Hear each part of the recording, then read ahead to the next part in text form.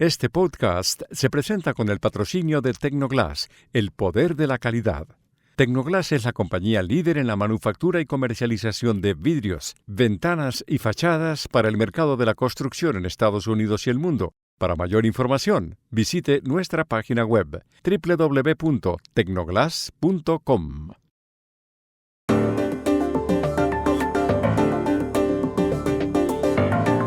Las relaciones de Argentina y España pasan por un momento crítico tras las palabras el domingo de Javier Milei sobre la esposa de Pedro Sánchez, que ayer le respondió: ¿quién se ha equivocado más aquí y quién menos?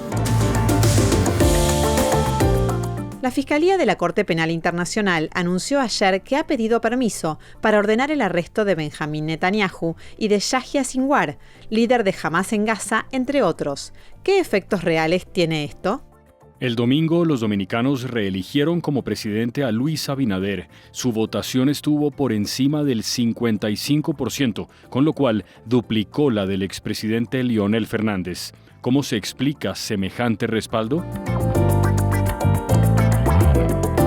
Hola, bienvenidos a Y esto no es todo, el podcast del Georgetown Americas Institute de la Universidad de Georgetown en Washington, D.C.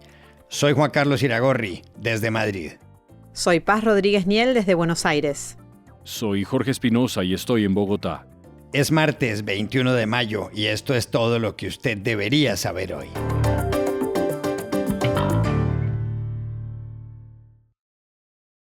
El pasado fin de semana se abrió una profunda crisis diplomática entre Argentina y España, que al momento de grabar este podcast seguía al rojo vivo.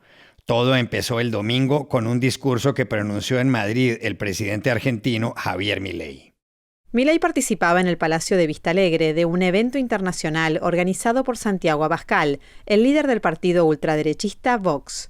De repente se refirió a Begoña Gómez, la esposa del presidente del gobierno español, el socialista Pedro Sánchez. Pero las élites globales no se dan cuenta de lo destructivo que puede llegar a ser implementar las ideas del socialismo, porque lo tienen demasiado lejos, no saben qué tipo de sociedad y país puede producir y qué calaña de gente atornillada al poder y qué niveles de abuso puede llegar a generar. Digo, aún cuando tenga la mujer corrupta, se ensucia y se tome 5 días para pensarlo.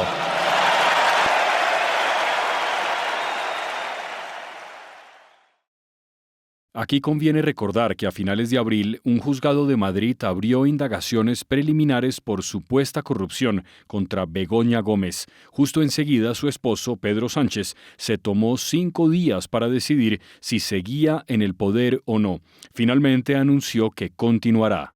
Las declaraciones de Milei en un evento donde participaron en persona o remotamente la jefa del gobierno italiano Giorgia Meloni, la líder francesa Marine Le Pen o el chileno José Antonio Cast, suscitaron la reacción inmediata del ministro de Exteriores español José Manuel Álvarez.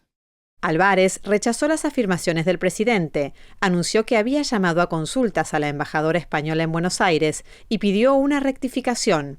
A eso se sumaron las palabras ayer en Madrid, en un foro del diario económico 5 días del propio Pedro Sánchez.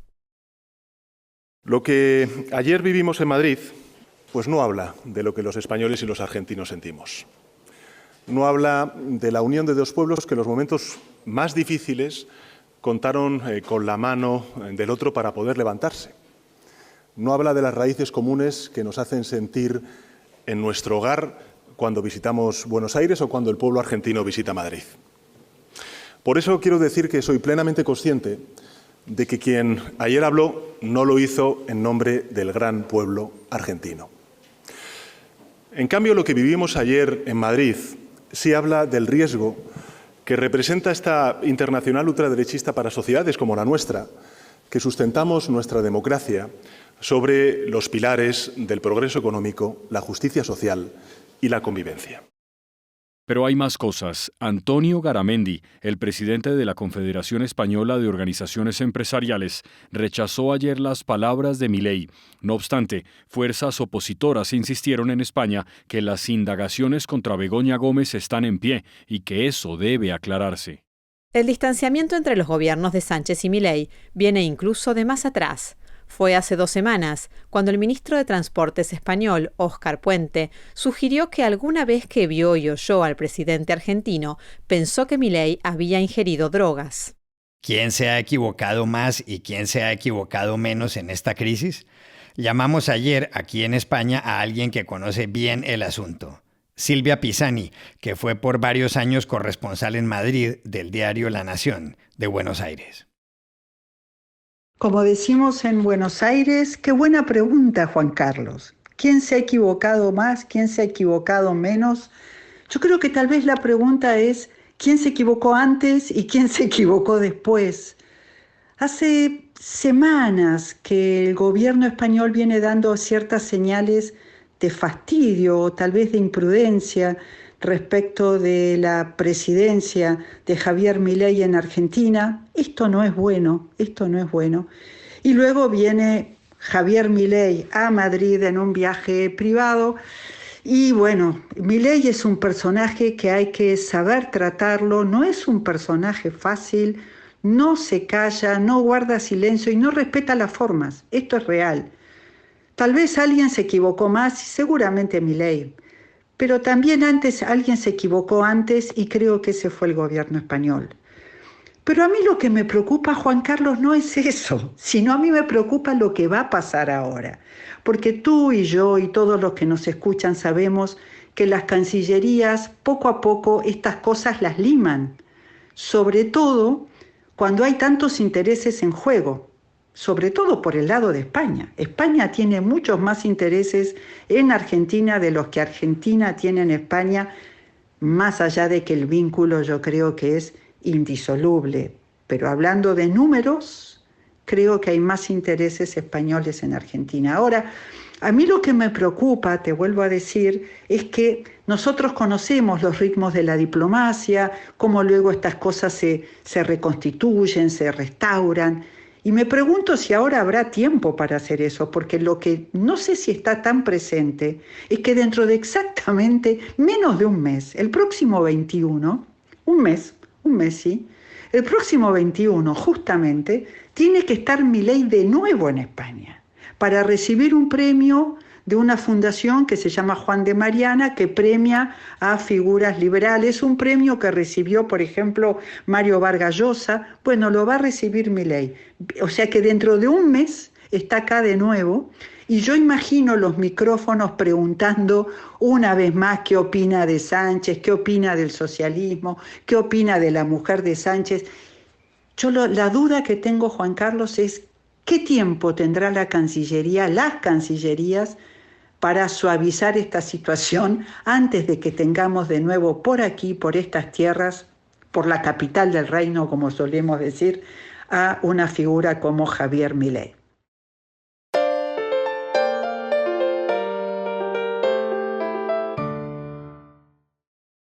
El fiscal de la Corte Penal Internacional, Karim Khan, hizo ayer un anuncio muy grave.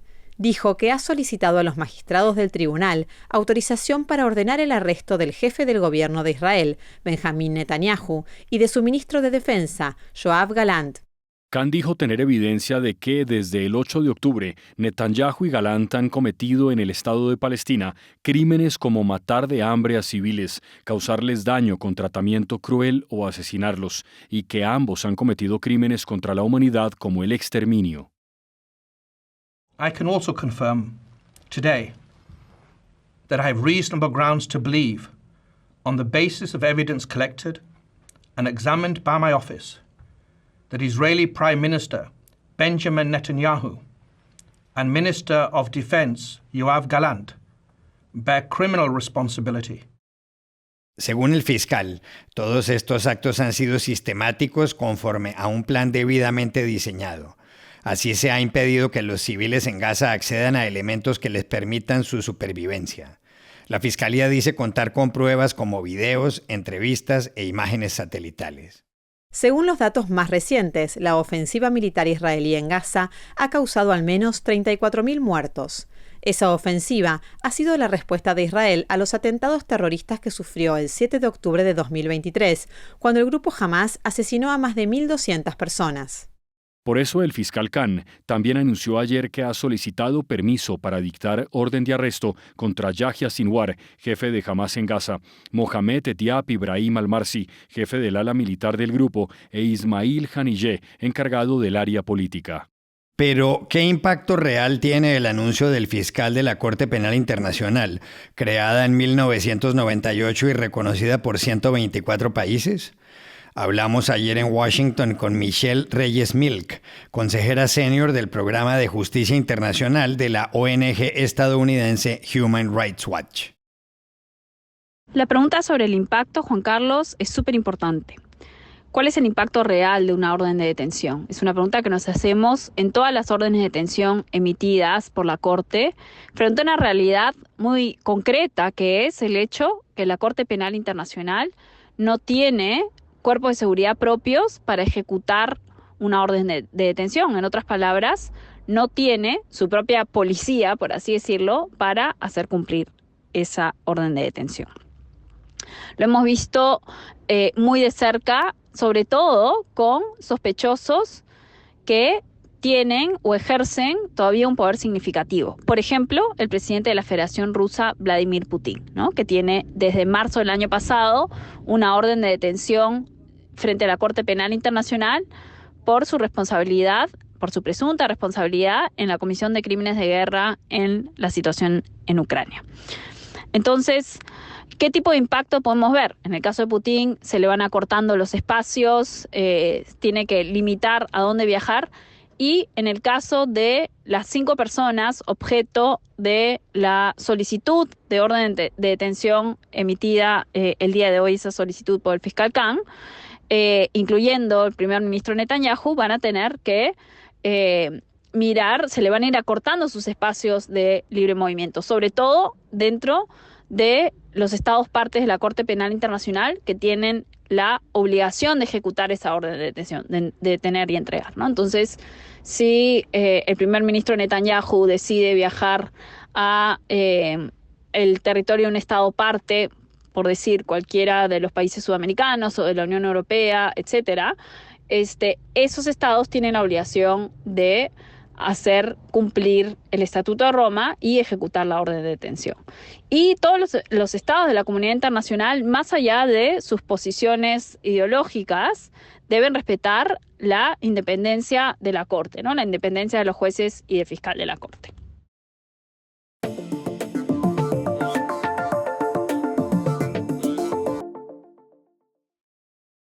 Este podcast se presenta por cortesía de Movistar Empresas, el aliado que está transformando negocios en Argentina, Chile, Colombia, Ecuador, Perú, Uruguay, México y Venezuela, brindando soluciones digitales que se ajustan a cada necesidad y potenciando sus operaciones con servicios en cloud, IoT, seguridad, conectividad, Big Data y Advertising.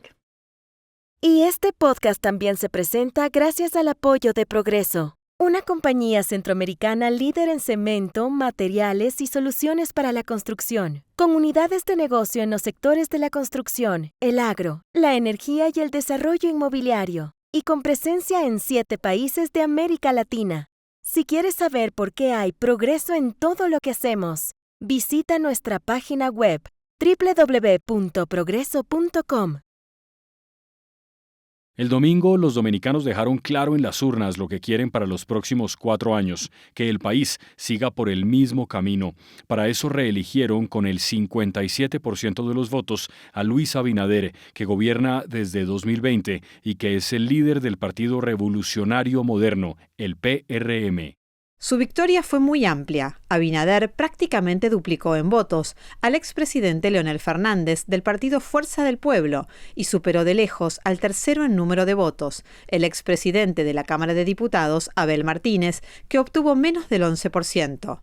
Según los economistas, con Abinader al mando, República Dominicana, un país con casi 12 millones de habitantes, se convirtió en una nación de renta media. Quizá eso explica que la popularidad del presidente ha rondado casi todo el tiempo el 70%. Abinader habló el domingo. El mensaje de las urnas es claro. Los cambios que hemos hecho van a ser irreversibles. No hay vuelta atrás. La República Dominicana ha cambiado y ha cambiado para siempre. Esta victoria electoral, en mi caso, es la última, porque respetaré los límites en la Constitución en los términos de la reelección. Luis Abinader tiene 59 años, es hijo de José Rafael Abinader, un empresario de origen libanés, fundador del grupo Avicor, con inversiones inmobiliarias. Estudió en el Instituto Tecnológico de Santo Domingo y se especializó en las universidades de Harvard y de Dartmouth. Las dos universidades son muy prestigiosas en Estados Unidos y forman parte de la exclusiva Ivy League. Luis Abinader ha sido un empresario de éxito. Tiene inversiones en el sector hotelero y en el sector universitario. Su patrimonio se calcula en $75 millones. Algunos, no obstante, le reprochan que favorece en exceso al sector privado. Pero, ¿por qué exactamente fue reelegido Luis Abinader? Hablamos ayer en Santo Domingo con Rosario Espinal, profesora emérita de Sociología de Temple University, en Filadelfia. Las razones principales por las que los dominicanos eligieron a Luis Abinader presidente nuevamente de la República Dominicana son las siguientes. Los dominicanos tienden a reelegir sus presidentes. Reeligieron a Abinader ahora, pero antes reeligieron a Danilo Medina y eligieron a Leonel Fernández. Así es que los últimos 3 presidentes que ha tenido el país han sido reelectos. Segundo, el partido del presidente Abinader, el Partido Revolucionario Moderno, PRM, está unido, mientras el partido ahora en la oposición, el Partido de la Liberación Dominicana, PLD, está dividido. Tercero, hay estabilidad macroeconómica desde el 2005 en la República Dominicana y se ha mantenido en este gobierno también a pesar de la pandemia y de la inflación. La inflación dominicana ha sido moderada. El cuarto factor es que Abinader llegó al poder en un momento en que el anterior partido en el poder, el PLD, se vio envuelto en escándalos de corrupción. Abinader prometió combatir la corrupción, nombró una procuradora general que tiene mucha credibilidad y han podido instrumentar casos contra familiares y funcionarios del anterior gobierno. Quinto, Abinader ha levantado la bandera del nacionalismo dominicano en relación con la crisis haitiana, aumentando las deportaciones de inmigrantes haitianos y construyendo un muro llamado verja perimetral. Eso también ha aumentado los niveles de apoyo del presidente y le facilitó su reelección.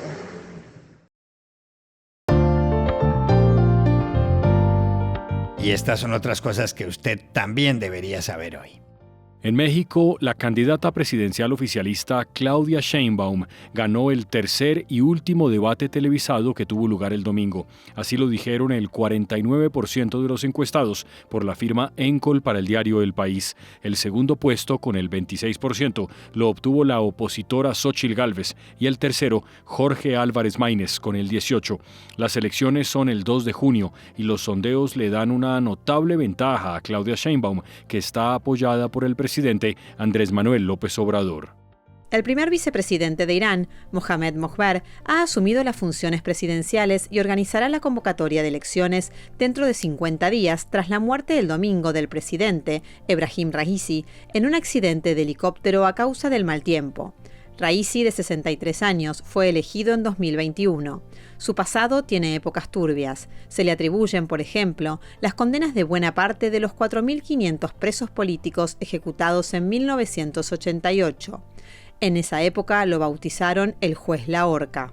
Y aquí termina el episodio de hoy de Y esto no es todo, donde siempre habrá más. En la producción estuvo John F. Burnett. Y pueden suscribirse a este podcast en nuestro sitio web, yestonoestodo.georgetown.edu, y seguirnos en nuestras cuentas de X y de Instagram, @yestonoestodo. Chao, hasta la próxima.